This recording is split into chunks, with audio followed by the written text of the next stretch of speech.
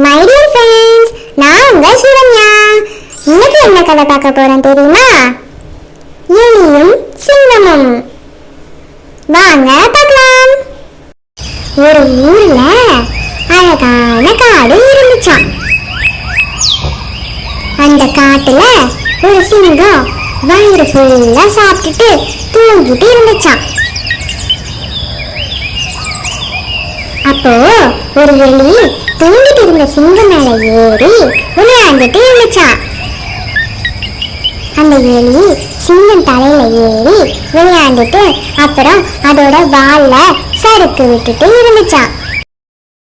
எலி இப்படி விளையாண்டுட்டு இருந்தப்போ சிங்கம் திடீர்னு முழிச்சிருச்சு.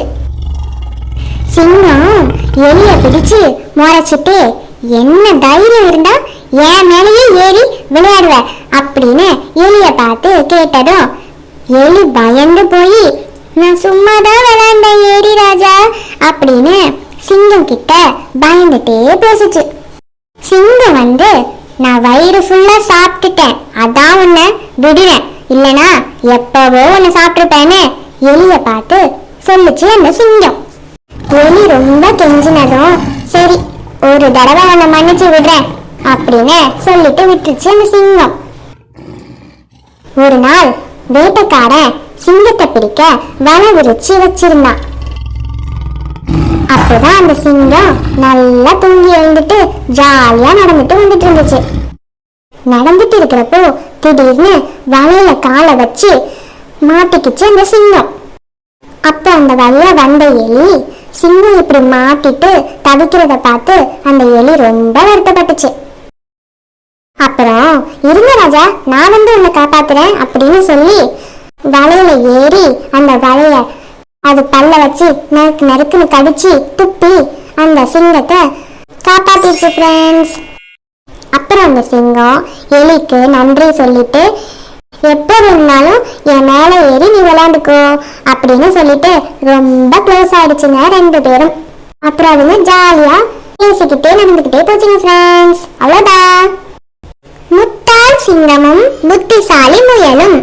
வாங்க பார்க்கலாம். ஒரு ஊர்ல அழகான காடு இருந்துச்சாம். அந்த காட்டுல காட்டுக்கு ராஜாவான சிங்கம் ஒரு விலங்க வேட்டையாடி அதோட பசிய போக்குச்சான். காட்டுல வாழ்ற மற்ற விலங்குலா சிங்கத்துக்கு பயந்து பயந்து வாழிச்சான். இன்னைக்கு ஒரு முடிவு எடுத்தே ஆகணும் அப்படின்னு எல்லா மிருகமும் ஒண்ணு கூடி, இனிமே நம்ம பயப்பட வேணாம், நாமளே சிங்கம் கிட்ட போய் இறைச்சி ஆயிடுவோம் அப்படின்னு முடிவு பண்ணுச்சுங்க. முடிவு பண்ணிட்டு குகைக்கு போய் சிங்கத்தை பார்த்து ஓநாய் சொல்லுச்சு, சிங்கராஜாவே, இனிமே நீங்க எங்களை வேட்டையாடி சாப்பிடுறதுக்கு பதிலா நாங்களே உங்ககிட்ட வந்துடுறோம் அப்படின்னு சிங்கம் கிட்ட அந்த ஓநாய் சொல்லுச்சு. சிங்கம் சொல்லுச்சு, அதுவும் நல்ல முடிவுதான், ஆனா கரெக்டா எனக்கு சாப்பாடு வந்துடணும் அப்படின்னு சொல்லிட்டு போயிருச்சு சிங்கம். அதுக்கப்புறம் ஒவ்வொரு நாளும் ஒவ்வொரு விலங்கா சிங்கத்துக்கு இரையா போச்சுங்க. அப்படி இருக்கும்போது ஒரு நாள் சிங்கத்துக்கு இரையாக வேண்டிய முயல் குட்டி சிங்கத்தோட குகைக்கு போச்சு. ஆனா அந்த முயல் குட்டி ரொம்ப புத்திசாலியான முயல் குட்டி. அந்த சிங்கம் அநியாயமா இப்படி எல்லா விலங்கையும் சாப்பிடுதேன்னு ஒரு யோசனை பண்ணுச்சு. சிங்கத்துக்கு பாடம் புகட்டியே ஆகணும் அப்படின்னு யோசிச்சுக்கிட்டே இருந்துச்சு. அப்புறம் ஒரு வழியா யோசனை பண்ணி சிங்கத்தோட குகைக்கு போச்சு. இவ்வளவு தாமதமா வந்த முயல்குட்டியை பார்த்து சிங்கம் கோவமா வந்துச்சு. ஏன் இவ்வளவு தாமதம் வரதுக்கு, நான் இனிமே யார வேணாலும் வேட்டையாடி சாப்பிட போறேன் அப்படின்னு சொல்லிச்சு. அதுக்கு அந்த முயல்குட்டி பணிவோட, மன்னிக்கணும் ராஜா, நான் லேட்டா வர காரணம் இருக்கு, அதை சொல்லவா அப்படின்னு கேட்டுச்சு. அதுக்கு சிங்கமும் சரி சொல்லு சீக்கிரம் அப்படின்னு சொல்லுச்சு. வர வழியில நான் ஒரு சிங்கத்தை பார்த்தேன், அது என்ன சாப்பிட பார்த்துச்சு. நான் உங்களை பத்தி பெருமையா சொன்னேன். அதுக்கு அந்த சிங்கம், உங்க ராஜா ஒரு சோம்பேறி, உட்கார்ந்த இடத்துலயே சாப்பிட்டுட்டு இருக்காரு, தைரியம் இருந்தா உங்க ராஜாவை என்கிட்ட நேருக்கு நேரா மோத சொல்லு அப்படின்னு தப்பு தப்பா பேசிச்சு ராஜா. நான் சொன்னேன், நீ இவ்வளவு பேசுறியே, நீயே என் ராஜா கிட்ட சொல்ல, நான் ஏன் வரணும், தைரியம் இருந்தா ஓ ராஜாவை வர சொல்லி என்கிட்ட சண்டை போட அப்படின்னு சொல்லுச்சு. உடனே இந்த சிங்கத்துக்கு கோவம் வந்து என்ன அந்த சிங்கத்துக்கிட்ட கூட்டிட்டு போன்னு முயல் கிட்ட சொல்லுச்சு. முயலும் அதோட இருக்கிற இடத்துக்கு கூட்டிட்டு போய் காமிச்சது. ராஜா, அந்த சிங்கம் இதுக்குள்ளதான் இருக்கு அப்படின்னு கிணற காமிச்சு இதுக்குள்ளதான் அந்த சிங்கம் இருக்குன்னு அப்படின்னு ராஜா கிட்ட சொல்லுச்சு. உடனே அந்த சிங்கமும் எட்டி பார்த்துச்சு. பார்த்ததுல தான் உருவத்தை பார்த்து வேற ஒரு சிங்கம்னு நினைச்சு கிணறுக்குள்ள தாவி குதிச்சிருச்சு ஃப்ரெண்ட்ஸ். அப்புறம் அந்த கிணத்துல அந்த சிங்கம் விழுந்து நீச்சல் தெரியாம மூச்சு முட்டி இறந்து போயிடுச்சு ஃப்ரெண்ட்ஸ். அப்புறம் அந்த முயல் தான் உயிரை மட்டும் காப்பாத்திக்காம எல்லா விலங்கு உயிரையும் காப்பாத்திருச்சு ஃப்ரெண்ட்ஸ். இங்க உள்ள எல்லா உயிரினமும் ரொம்ப சந்தோஷப்பட்டுச்சு ஃப்ரெண்ட்ஸ். முயலும் ஆமையும் வாங்க பார்க்கலாம். ஒரு அழகான காட்டுல ஆமையும் முயலும் நின்னுட்டு இருந்துச்சான். முயல் ஆமை கிட்ட என்ன சொல்லுச்சான்? வரியா, நீயும் நானும் ஓடி யார் ஜெயிக்கிறாங்கன்னு பாப்போம் அப்படின்னு ஆமை கிட்ட சொல்லுச்சான். அதுக்கு அந்த ஆமை, நான் வரதுக்குள்ள நீயே போயிருவ, என்னால பொறுமையா தான் வர முடியும் அப்படின்னு சொல்லுச்சான். அந்த முயல் ஆமைய பார்த்து, அட ஆமால, என்னோட வேகத்துக்கு ஒன்னால ஓட முடியாதுல அப்படின்னு கேலி பண்ணி சிரிச்சுதான். சரி சரி வா ஆரம்பிக்கலாம் அப்படின்னு ரெண்டும் ஓடுறதுக்கு தயாரா இருந்துச்சுங்களாம். ஓட ஆரம்பிச்சதுல முயல் தான் ஃபாஸ்டா ஓடுது. ஆமை ரொம்ப பொறுமையா வந்துட்டு இருக்கு. முயல் ஓடிட்டு இருக்கிறப்போ வழியில ஒரு கேரட் தோட்டத்தை பார்த்துருச்சு. அப்படியே திரும்பி, ஆமை எங்க வருது, அதுக்குள்ள நம்ம கேரட்டை சாப்பிட்டு வரலாமே அப்படின்னு ஆமை எங்க வருதுன்னு திரும்பி பார்த்துட்டு இருந்துச்சு. ஓ, ஆமா அங்கதான் நிக்குதா, இப்போதைக்கு வராது, அதுக்குள்ள நம்ம கொஞ்சம் கேரட்டை சாப்பிடுவோம் அப்படின்னு வயிறு ஃபுல்லா சாப்பிட்டுச்சு அந்த முயல். சாப்பிட்டதும் தூக்கம் வந்துச்சு முயல் குட்டிக்கு. ஆனா ஆமை இதெல்லாம் கண்டுக்காம தன்னோட முழு கவனத்தையும் இதுலதான் செலுத்துச்சு. முயல் வயிறு ஃபுல்லா சாப்பிட்டதுல மரத்துல சாஞ்சி தூங்கிட்டே இருந்துச்சு. அதுக்குள்ள ஆமை பொறுமையா ஓடி ஜெயிச்சிச்சு ஃப்ரெண்ட்ஸ். இந்த கதையில என்ன சொல்றாங்கன்னா, முயல் பாதியில கேரட்டை பார்த்த உடனே பேராசைப்பட்டு போட்டியில தோத்து போயிடுச்சு. ஆனா ஆமை எதையுமே கண்டுக்காம தான் இலக்க நோக்கி போனதுனால ஜெயிச்சிச்சு ஃப்ரெண்ட்ஸ். முட்டாள் முதலையும் புத்திசாலி குரங்கும் வாங்க பார்க்கலாம். ஒரு ஊர்ல அழகான காடு இருந்துச்சான். அந்த காட்டுல ஒரு குரங்கு தினைக்கும் மரத்துல ஏறி பழம் சாப்பிட வருமா. அந்த பழம் ரொம்ப ருசியா இருக்குமா. அதனால தினைக்கும் மரத்துல ஏறி பழம் சாப்பிட்டு வயிறு ஃபுல்லா தண்ணி குடிச்சிட்டு அதோட நாளை போக்குமா. அப்போ அந்த வழியா ராட்சச பல்லோட முள்ளு முள்ளு தோலோட முதலை நீந்திட்டு வந்துச்சான். அத பார்த்த உடனே குரங்கு பயந்து போயிடுச்சு. அந்த குரங்கு முதலைய பார்த்து, இது என்ன, பார்க்கவே பயங்கரமா இருக்கே, மனசுக்குள்ள முதலைய பார்த்த பயம் இருந்தாலும் தைரியத்தை வர வச்சுட்டு, ஹே யாரு நீ அப்படின்னு கேட்டுச்சான். என்னோட பேரு முதலை, எனக்கு ரொம்ப பசிக்குது, நான் உன்னோட தேடி தான் வந்தேன் அப்படின்னு சொல்லிச்சான்.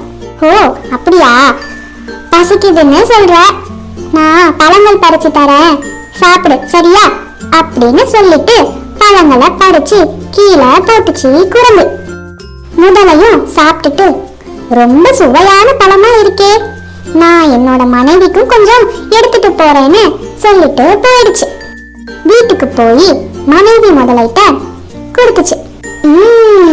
அற்புதமா இருக்கே, இந்த பழம் யார் கொடுத்தது அப்படின்னு கேட்டுச்சு. அதுக்கு கணவர் முதலை, இது என் நண்பன் குரங்கு கொடுத்தது அப்படின்னு சொல்லுச்சு. உடனே மனைவி முதலை, இந்த பழமே இவ்வளவு ருசியா இருக்கே, அப்போ அந்த குரங்கோட இதையும் எவ்வளவு ருசியா இருக்கும் அப்படின்னு மனசுக்குள்ளார நினைச்சது. உடனே மனைவி முதலை, என்னங்க ஒன்னு சொன்னா தப்பா நினைக்க மாட்டீங்களே அப்படின்னு கேட்டுச்சு. நீ தான் என்னோட உலகமே, என்னன்னு சொல்லு அப்படின்னு கேட்டுச்சு. அது பழமே இவ்வளவு ருசியா இருக்கே, அப்ப அந்த குரங்கோட இதுவும் எவ்வளவு ருசியா இருக்கும், நீங்க அத எப்படியாச்சும் கூட்டிட்டு வரீங்களா அப்படின்னு கேட்டுச்சு. ஏய், என்ன சொல்ற? அவன் என்னோட நண்பன், பசிக்குதுன்னு சொன்ன உடனே பழங்களை பறிச்சு எனக்கு கொடுத்தான். அவனை போய் நான் எப்படின்னு சொல்லி சண்டை போட்டு வந்துருச்சு கோபமா. அந்த குரங்கு முதலைய பார்த்துட்டு, என்ன இன்னைக்கு முகமே சரியில்லையே அப்படின்னு கேட்டுச்சு. அதெல்லாம் ஒண்ணும் இல்ல, என்னோட மனைவிட்ட உன்னை பத்தி சொன்னேன், அவ உன்னை வீட்டுக்கு கூட்டிட்டு வர சொன்னா, சாப்பிட வரியான்னு கேட்டுச்சு குரங்கு கிட்ட. அவ்வளவுதான நண்பா, வரேன்னு முதலையோட முதுகு மேல ஏறி உட்காந்துச்சு. அந்த முதலைக்கு ரொம்ப குற்ற உணர்ச்சியா இருக்கு. வர வழியிலேயே அந்த குரங்கிட்ட உண்மைய சொல்லிடுச்சு. குரங்கு இதை கேட்டோன்னே ரொம்ப அதிர்ச்சி ஆயிடுச்சு. ஐயோ, இப்ப எப்படி தப்பிக்கிறது அப்படின்னு யோசிச்சுட்டே இருந்துச்சு. உடனே ஒரு ஐடியா வந்துருச்சு. முதலை நண்பா, இத முன்னாடியே சொல்லியிருந்தா என்னோட இன்னொரு இதயத்தை எடுத்துட்டு வந்திருப்பேனே, அது என் வீட்டுல தான் காய போட்டிருக்கேன் அப்படின்னு சொல்லுச்சு. முதலை உடனே, உன்னை திரும்ப வீட்டுக்கே கூட்டிட்டு போற, நீ எடுத்துட்டு வா அப்படின்னு சொல்லி கூட்டிட்டு போச்சு அந்த முதலையும். அப்புறம் குரங்கு மரத்துல தாவிட்டு, ஏ முட்டாள் முதலையே, யாருக்காச்சும் 2 இதே இருக்குமா அப்படின்னு கேட்டுச்சு. அப்போ நீ என்கிட்ட போய் சொல்லி என்னை ஏமாத்திட்டீல அப்படின்னு முதலை கேட்டுச்சு. ஆமா, நான் போய் தான் சொன்னேன். நான் உனக்கு என்ன கிடைப்ப பண்ணேன்? பசிக்குதுன்னு கேட்டில, பழம்லாம் பறிச்சு கொடுப்பேன்ல, அதுக்கு இதான் நீ தந்த பரிசா அப்படின்னு முதலைய பார்த்து கேட்டுச்சு. ஓ, இனிமே இங்க வராத அப்படின்னு சொல்லிட்டு போயிடுச்சு ஃப்ரெண்ட்ஸ். இந்த முதலையும் வருத்தமா போயிடுச்சு.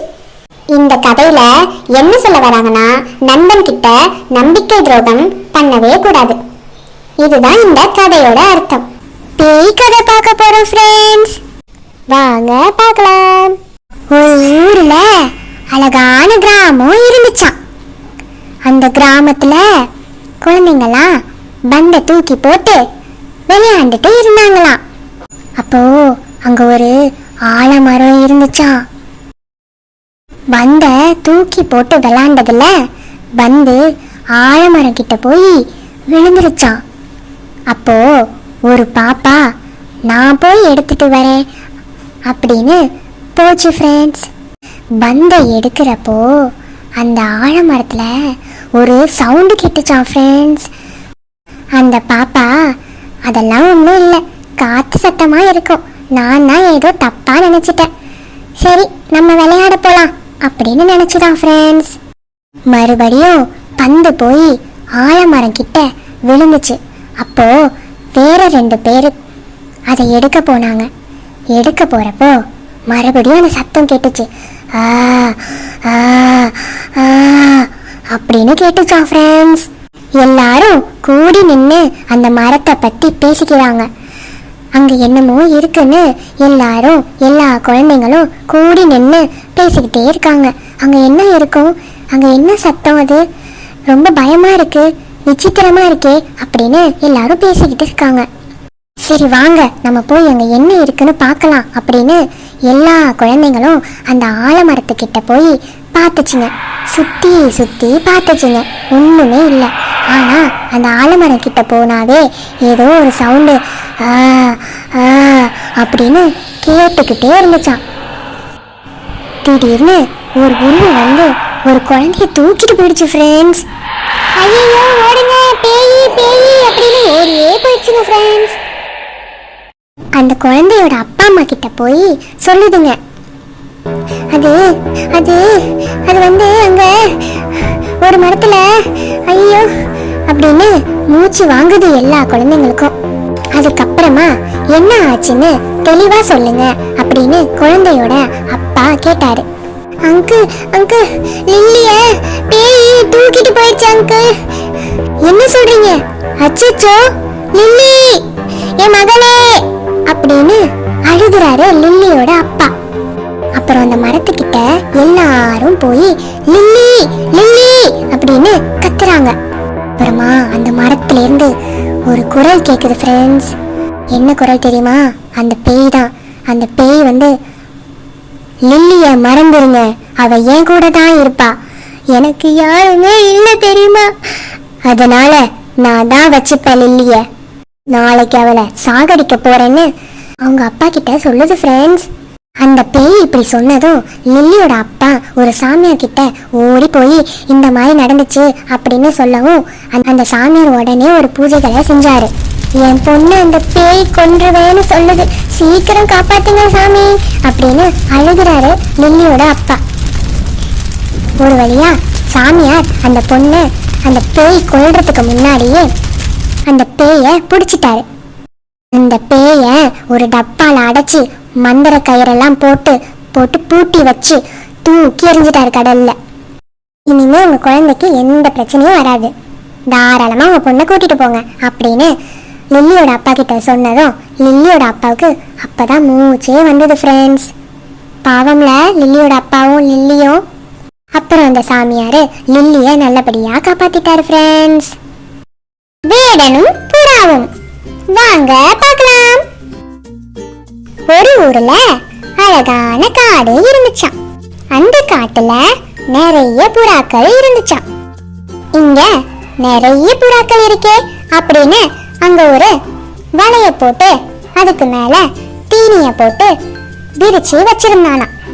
சரி, புறா வந்து மாட்டட்டும், அது வரைக்கும் நம்ம இந்த மரத்தடியில தூங்கிட்டு இருப்போம் அப்படின்னு உட்கார்ந்துருந்தானா. அங்க ஒரு ஆறு இருந்துச்சாம். அந்த ஆத்துல ஒரு எறும்பு தண்ணில விழுந்து தண்ணி போற வேகத்திலேயே போயிட்டு இருந்துச்சாம். அப்போ அங்க ஒரு புறா எறும்பு தண்ணியில தவிச்சிட்டு இருக்கிறத பார்த்துட்டு ஒரு இலைய பிச்சு தண்ணியில போட்டுச்சான். உடனே அந்த எறும்பு அந்த இலை மேல ஏறி உட்கார்ந்து அந்த இலையிலேயே அப்படியே தண்ணியிலேயே மிதந்து வந்து புறாக்கு நன்றி சொல்லிட்டு போயிடுச்சான். அப்போ அந்த வழியா பறந்து வந்த புறா கீழே தீனி இருக்கிறத பார்த்து கீழே இறங்கி வேடம் விரிச்சு வச்சிருந்த அந்த வலையில மாட்டிக்கிச்சு.